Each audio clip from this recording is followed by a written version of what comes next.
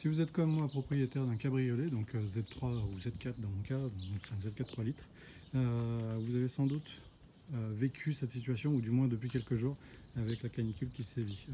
Le cas de mon véhicule, c'est donc une capote noire, c'est ce qu'on voit ici, avec un véhicule qui est plutôt sombre ici, donc on voit, donc c'est du bleu nuit.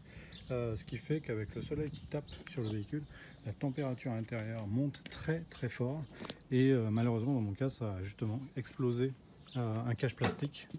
Donc c'est le cache plastique de capote qui se trouve du système de capote qui se trouve ici. Donc en attente de démontage, de réparation, parce qu'il faut commander la pièce, etc. Pour l'instant j'ai calé la doublure de capote en bricolant, mais au moins pour pas que ça pendouille, de manière à ce que ce soit à peu près figé et sans abîmer quoi que ce soit, ni la capote, ni la partie supérieure, ni la partie doublure. Donc pourquoi je reviens là-dessus, c'est que ça devient brûlant avec la chaleur. Donc quand ça commence à chauffer sur le toit, donc par le dessus, ici avec le revêtement noir, cette partie interne, donc cette partie à l'intérieur de la cabine, atteint une température hallucinante, quoi.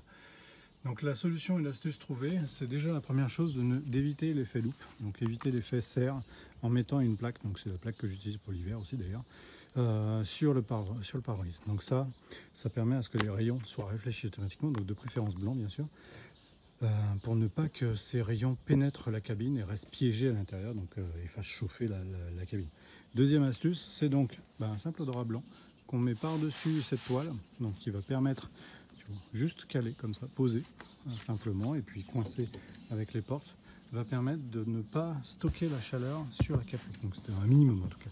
C'est pas parfait, mais ça me permet de réduire un peu cette pression de chaleur.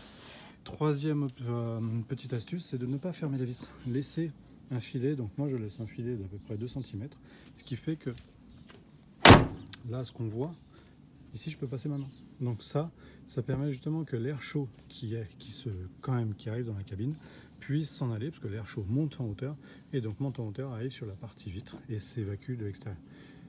Très sincèrement, entre avant et après, donc avoir fait ça, on a senti la différence tout de suite sur le véhicule, ce qui fait que celui-ci peut passer cette période un peu tendue de canicule qu'on a ces derniers jours de manière à peu près correcte.